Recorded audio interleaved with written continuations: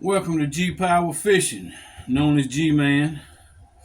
I'm here right quick to share a little bit of knowledge, try to help some folks that don't know.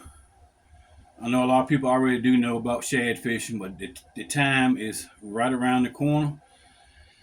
The shad are on the way here, and I'm gonna give y'all a few examples of what you can use to catch shad with. It'll give you the best chance of catching a lot of them and some big ones. I caught some nice big white shad last year and hickories. And we're going to get down to it real quick here and show you. All right.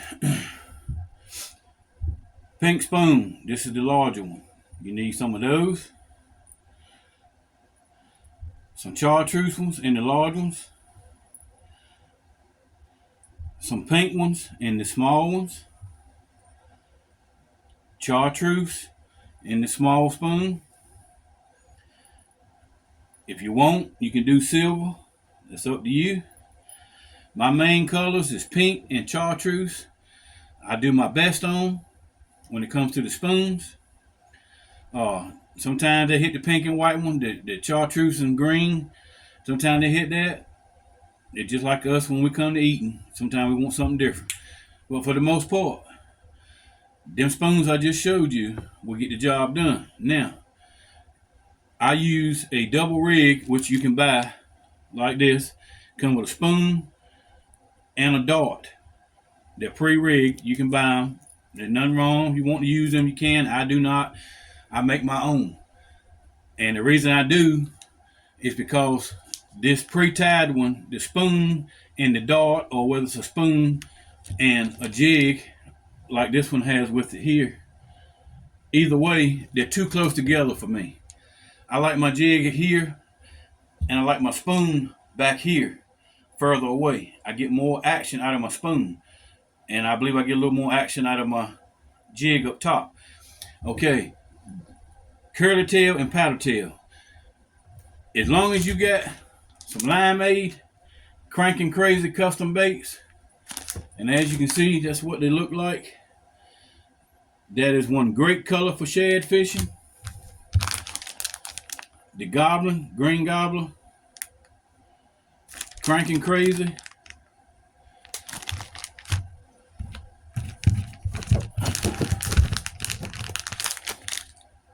Tickle pink. That's one of the best ones I have used shad fishing. Cranking crazy, pink lemonade works good too. Paddle tail, cranking crazy, limeade. You need some of those. The goblin and a paddle tail, some of those. Cranking crazy custombaits.com. You can look them up and check them out. You can get them in the small packs or the bulk packs. Line, I will stick with 8 to 10 pound tests if I felt comfortable with it. If I didn't, I'd go to 12. Here's my two. Berkeley, big game, 8 pound test. Mr. Crappy, 8 pound test, camouflage. That's my two choices. All right. If you don't want to use the jig, you got an option of shiny heinies. They work great too. They come in all colors. 1/8, 16ths, 1/32. You can get them all them sizes. All you need is 1/8 and 16ths will do the job majority of the time. Jig heads, if you can get them, go with the sickle hook. It has a little wider gap. It tends to have a better hook set. You can use a head with black head, white eye. You can use the pink, white. They have, you get chartreuse, two-tone chartreuse. I did real good on this one here. This is a hand-painted jig, purple. Last year I done good on that. And get you some split shots, whatever size you feel comfortable with. I put them at the top of my rig. My jig will be up here. My spoon will be down here, about 6, 8 inches above where my top jig is. I put me 1 or 2 of these split shots. You can choose your choice on sizes, whatever you want to use. You don't have to, but it helps you cast further. And also, I catch more fish with it than I do without it for me. I don't know if it's because of the lead is pulling the baits down in a certain way when they're going down. I really don't know what it is, but I know I catch more when I had the split shots in the front, and I catch more when I tie my own rigs and I make them further apart. That's what I do know. You can always go with the old trusty standby pink head and a white grub body, or change the color head if you like, whatever. That'll work too. I mean, there's lots of baits that'll catch shad, but I'm giving you what I smoked them on last year, the year before, and the year before. I caught well over 200 every year, the last 3 years in a row. No, I didn't keep that many, so let me go ahead and clear that up for everybody. But that's how many I caught.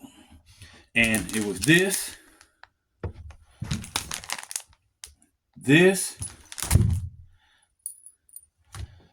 these two spoons, the big ones and the small ones. If you got them two spoons and you got some of these and some of these, or some of them, or some of these powder tail ones, limeade, and the curly tail,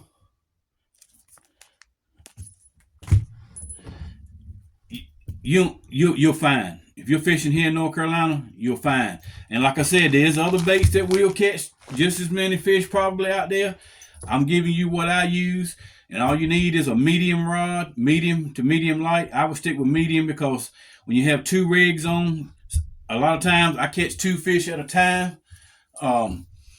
So you want to make sure you be able to handle the two fish at a time, because like I said, if you're like me, I'm using 8-pound test, so you have to kind of know what you're doing, how you drag right and all that.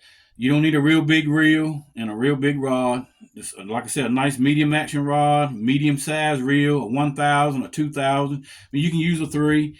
I got a 3 and I got 2s that I use. That's what I usually use, 3s and 2s, majority of the time.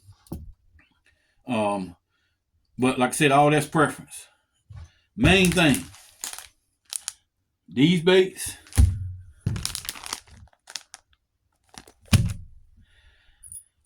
these spoons, don't matter what kind. This is one kind of spoon. This is a honey hole spoon right here, made by Honey Hole or Honey Hole B Lure Company. And this is a tri spoon, but I think it's Tri Spoon is what the name of the company is called, if I'm not mistaken. But you can get them pretty much anywhere around. That's all you need, and you can have a great day of shad fishing. I hope this will help y'all. I try to share knowledge. That's what my channel's about. That's what I do. This is not about making money. I'm not sponsored by nobody of anything I've showed you.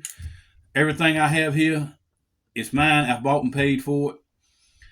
I'm giving you the honest to God truth. If you do what I just told you, and your retrieve,